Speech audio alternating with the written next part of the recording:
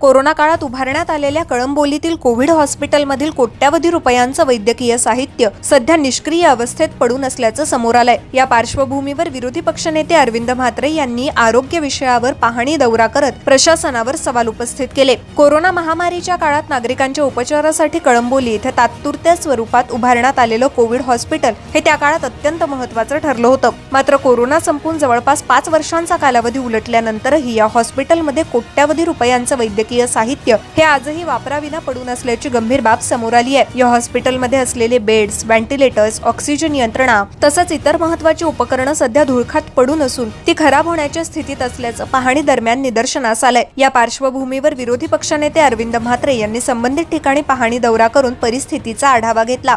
यावेळी त्यांनी प्रशासनाच्या निष्क्रियतेवर तीव्र नाराजी व्यक्त करत जनतेच्या पैशातून उभारलेलं आणि खरेदी केलेलं साहित्य असंच वाया जाऊ देणं ही गंभीर बाब आहे। या उपकरणांचा योग्य वापर करून सर्वसामान्य नागरिकांना आरोग्य सेवा देणं गरजेचं आहे असं स्पष्ट मत व्यक्त केलं। अरविंद म्हात्रे यांनी प्रशासनाला या हॉस्पिटलचा पुनर्वापर करून ते सर्वसामान्यांसाठी कार्यान्वित करण्याची मागणी केली आहे। तसंच संबंधित अधिकाऱ्यांवर जबाबदारी निश्चित करून तातडीनं कारवाई करण्याची ही मागणी करण्यात आली आहे। दरम्यान पनवेल महानगरपालिकेच्या आरोग्य विभागाकडून दिलेल्या माहितीनुसार कोरोना काळात ही जागा सिडकोकडून पालिकेनं वापरासाठी घेतली होती। तसंच हॉस्पिटलमधील बहुतांश वैद्यकीय साहित्य हे सिडकोच्या मालकीचं असून महापालिकेचे नसल्याची माहिती देण्यात आली आहे।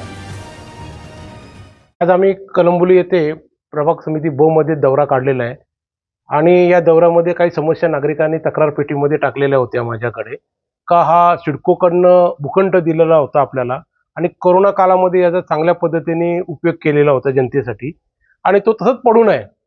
यासाठी या इथेशी कळंबोलीच्या दौऱ्याच्या याच्यामध्ये आम्ही इथेशी भेट घेतली असता आमच्या निदर्शनास आले का आपण पाहत असाल का प्रचंड ICU मधल्या मशिनरी इथं पडून आहेत।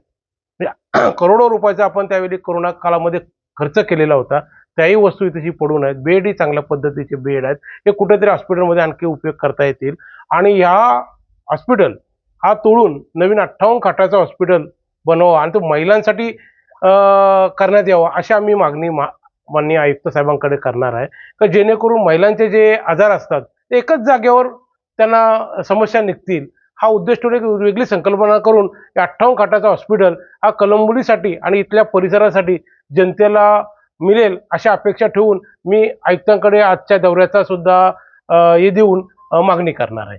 हे आता मी सन्माननीय आयुक्त साहेबांना आणि जे अधिकारी आहेत डॉक्टर्स आहेत त्यांना विचारणार आहे याच्या पूर्वी मशिनरी किती होत्या आणि याच्यामध्ये मशिनरीमध्ये किती मशिनरी अवेलेबल नाहीत इथेशी किंवा चोरी झालेल्या आहेत, किती दुरुस्ती कराव्या लागतील, या सर्वांचा लेखाजोखा मी आता डॉक्टरांशी बोललेलो आहे।